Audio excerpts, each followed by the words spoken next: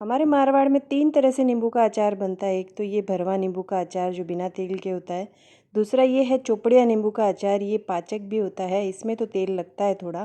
लेकिन तीसरा जो है ये है लूणिया नींबू का खट्टा मीठा चटपटा अचार। तो ये जो 2 तरह के अचार हैं लूणिया नींबू के, वो बनाने के लिए लूणिया नींबू पहले कैसे तैयार करना है वो देख लेते हैं। तो एक पुरानी मटकी जो भी हो उसमें आप नमक डाल दीजिए साबुत, फिर नींबू डाल दीजिए धोकर पोंछने के बाद। उसके बाद कपड़े से इसे ढककर रोज़ कम से कम 2 से 3 घंटे थोड़ी थोड़ी देर अगर चलाएंगे ना, तो ये करीब 15 से 20 दिन में लूणिया नींबू तैयार हो जाते हैं। तो मैंने पिछले साल भी तैयार किए थे, इस साल भी तैयार किए हैं। वही प्रोसेस रखा है। टीवी देखने बैठे हैं या फ़ोन लेके भी बैठे हैं तो पास में ये मटकी हिलाते रहें तो आपके बढ़िया से लूणिया नींबू तैयार हो जाते हैं। देखिए बहुत ही स्वादिष्ट लगते हैं, एकदम सॉफ्ट हो जाते हैं नींबू। तो आज देखते हैं अचार 2 तरह का। ये मेरे पिछले साल की लूणिया नींबू तैयार किए हुए, आप कलर देख सकते हैं कितना बढ़िया हो गया इनका। और ये जो मैंने इस साल तैयार किया है लूणिया नींबू वो है। तो दोनों का ही आज मैं अचार बताऊँगी। चोपड़िया नींबू या पाचक नींबू के अचार के लिए एक थोड़ा मसाला कर लेते हैं तैयार। तो उसके लिए मैंने जीरा, अजवाइन और मेथी दाना, इनको मंद आंच पे पैन में भून लिया है। एकदम मंद आंच पे भूनना है और इनका कलर चेंज नहीं होना चाहिए, मतलब जलने नहीं देना है। फिर इन्हें ठंडा करके बाउल में निकाल लेना है। कुछ मसाले कूटने हैं तो उसके लिए इलायची, काली मिर्च और उसके साथ थोड़ी सी दालचीनी का टुकड़ा लिया है और लौंग लिए हैं। तो ये जो है हमें कूट के इसका दरदरा सा पाउडर इसका तैयार कर लेना है। ये सारे इंग्रेडिएंट्स की लिस्ट जो है वो डिस्क्रिप्शन बॉक्स में है, आप एक बार चेक कीजिएगा। अब जो मेथी दाना और जो लिया था हमने भून के जीरा अजवाइन, उसमें ये सारे मसाले डाल दिए, हींग डाल दी, काला नमक डाल दिया है, पाउडर शुगर थोड़ी सी यहाँ पे डाली है मैंने, पिसी हुई चीनी, और अच्छी तरह से मिक्स कर लेंगे। तो ये हमारा भरावन का मसाला तैयार हो गया है। अब जो पिछले साल के मेरे लूणिया नींबू है वो मैंने लिए हैं और इन्हें लंबा 2 चीरा लगा रही हूँ। आप अगर लंबा नहीं चीरते हैं तो आड़ा चीर लीजिए, कोई दिक्कत नहीं है। चीरा लगाने के बाद इसमें से बीज वैसे तो निकालने की ज़रूरत नहीं होती, क्योंकि 1 साल पहले का नींबू है तो इसमें बीज भी इसका अभी कड़वा नहीं रहता है, बीज भी पूरी तरह गल जाता है, पर फिर भी निकालना चाहे तो निकाल सकते हैं। अब जो मसाला हमने तैयार किया था मेथी, अजवाइन, जीरा, उन सब का, तो वो सारा मसाला एक एक नींबू में इस तरह अच्छी तरह से भरना है और अच्छी तरह से इसे यूँ सील करना है हाथों से दबा के।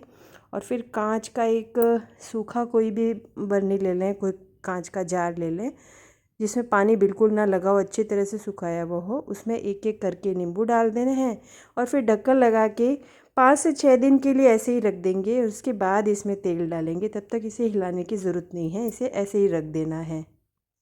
दूसरा जो अचार है लूणिया नींबू का खट्टा मीठा चटपटा, उसके लिए मैंने इस साल जो नींबू तैयार किए थे वो लिए हैं। तो मेरी माँ कहती है कजली तीज की पूजा के बाद ही नींबू का अचार डालना चाहिए, क्योंकि तीज की पूजा में नीमड़ी माता को नींबू भी अर्पित किया जाता है। तो मैंने तीज के बाद ये नींबू इस बार तैयार कर लिए थे।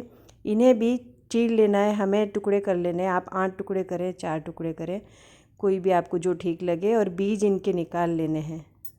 500 ग्राम चीनी को मैंने मिक्सर में घुमाकर पाउडर कर लिया है उसका। आप बाज़ार की रेडीमेड पाउडर शुगर भी ले सकते हैं। थोड़ा सा काला नमक यहाँ पे लिया है, थोड़ा सा भुने जीरे का पाउडर इसमें डाल दिया है, साथ ही थोड़ी सी हींग भी डाल दी है और गरम मसाला करीब 50 ग्राम जितना डाला है। इंग्रेडिएंट की लिस्ट आप चेक कीजिएगा डिस्क्रिप्शन में। साथ ही थोड़ा सा कश्मीरी लाल मिर्च पाउडर लिया है, इससे रंग अच्छा आएगा और ज़्यादा तीखा नहीं लगेगा।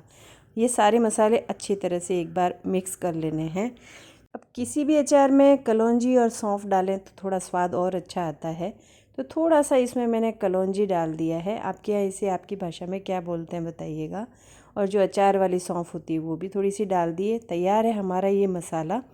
अब मैंने एक सूखी बर्नी कांच की ले ली है, बड़ा सा जार सूखा के लेना है, पूरा ध्यान रखना है। उसमें 2 चम्मच जितना मसाला डाल के बाकी मसाले में जो नींबू हमने काट के रखे थे वो मिक्स कर दिए हैं। तो ये पूरा चीनी के साथ जो मसाले हैं वो नींबू पे अच्छी तरह से लिपट जाए, इतना अच्छी तरह से इसे मिक्स कर लेना है। एक एक नींबू पे अच्छे से लिपट जाए ये मसाला। और फिर जो हमने कांच की बर्नी ली है उसमें ये नींबू के टुकड़े हमें भर लेने हैं। ऊपर फिर से जो बची हुई चीनी के साथ का मसाला है सारा ऊपर फिर से इसमें डाल देना है हमें। और उसके बाद क्या, इसे ढक्कन लगा कर रख देना है। 4 से 5 दिन में चीनी पूरी तरह से पिघल जाएगी, उसकी चाशनी बन जाएगी और हमारा बढ़िया सा खट्टा मीठा चटपटा अचार तैयार हो जाएगा। बराबर 5 दिन बाद ये देखिए चीनी पिघल गई है। मैंने इसे बीच में बिल्कुल भी छेड़ा नहीं था। 5 दिन बाद ही इसे मैं इस तरह से चला के देख रही हूँ तो एकदम बढ़िया तैयार हो गया है। इस अचार को भी हम पाचक अचार बोल सकते हैं क्योंकि इसमें मसाले बहुत ही बढ़िया काम में लिए हैं। तेल का बिल्कुल भी उपयोग नहीं किया गया है। ये अचार एक बार बना के रखें तो 2 से 3 साल भी ख़राब नहीं होगा। तो एकदम बढ़िया सा चटपटा सा अचार देखकर ही मुंह में पानी आ जाए ऐसा तैयार हो गया है। चलिए अब बढ़ते हैं दूसरे अचार की तरफ। मैंने यहाँ मूंगफली का तेल तेज़ गरम करके ठंडा करने रखा है।